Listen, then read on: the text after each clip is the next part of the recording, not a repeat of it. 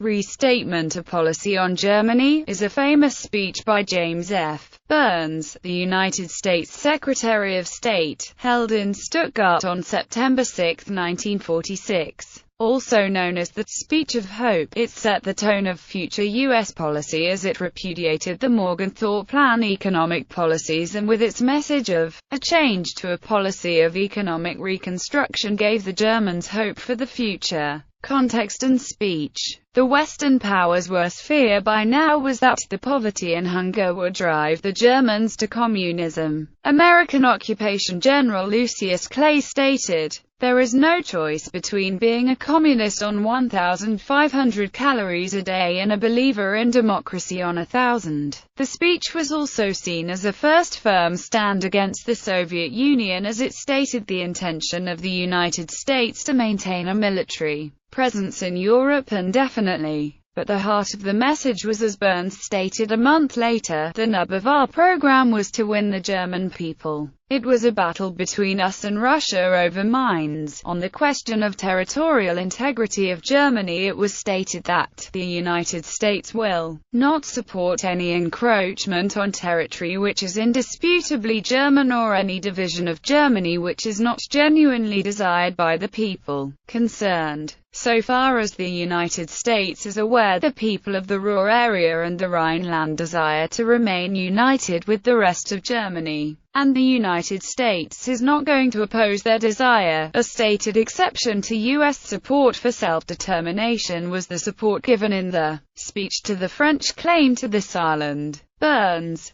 who accepted Western Nysia as provisional Polish border, also addressed the Polish and Soviet claims to all German territory east of the Oder-Nysia line, an area comprising roughly 25% of pre-war Germany. In his speech, he left the final extent of the area east of the Oder-Nysia that would become permanently Polish to be decided in the future, stating, "The Soviets and the Poles suffered greatly at the hands of Hitler's invading armies. As a result of the agreement at Yalta, Poland ceded to the Soviet Union territory east of the Curzon line. Because of this, Poland asked for revision of her northern and western frontiers. The United States will support revision of these frontiers in Poland's favor. However, the extent of the area to be ceded to Poland must be determined when the final settlement is agreed upon." Burns in fact did not state that such a change would take place. The purpose of the speech and associated U.S. diplomatic activities was as propaganda aimed at Germany by Western powers. Who could blame Polish-German border and German expulsions on Moscow alone? The territory had been handed over to Polish and Soviet administration at the Potsdam Conference. The border was to be determined at the Peace Conference. But with the area experiencing flight and expulsion of Germans in 1944–50, it in the de facto became Polish and Soviet territory. Polish response. The Polish responded to the speech with loud rhetoric, with claims that the U.S. was supporting remnants of the Hitler regime, and officially claimed that the border set at Potsdam was final. In a speech, Władysław Gomulka condemned Burns' speech and its implication of a border revision in favor of Germany as reactionary. It made Gomulka see it as further need for a strong Polish-Soviet Union alliance. Many years later, Polish leader Wojciech Jaruzelski would reflect on the implications of the speech. "It was a shocking statement.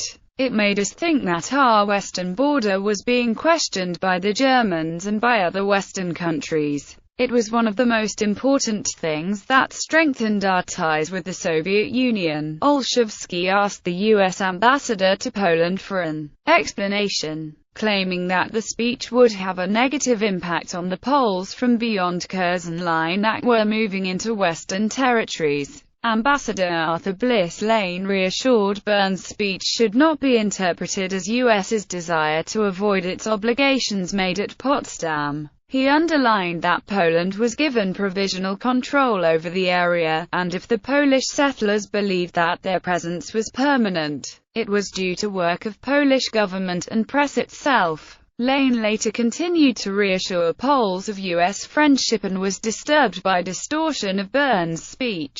Eventually, he learned, after discussing the issue with members of Department of State, that the speech was intended to smoke out Molotov's attitude on the eve of elections in Germany. From November 1946 onward, the U.S. military government in Germany prepared a number of new alternative border plans. U.S. Secretary of State George Marshall insisted during the 1947 Council of Foreign Ministers meetings in Moscow and London that a border revision be done that would return agricultural areas Pomerania and Silesia to Germany while leaving Poland large part of eastern Pomerania and Upper Silesia, as well as Gdansk and East Prussia, with backing from the UK and from France. He also advocated the establishment of a four-power commission that would be given the task of deciding the extent of the new border revisions in favor of Germany. The American change of tactic was motivated by two things: winning over German loyalties and embarrassing the Soviet Union. In private,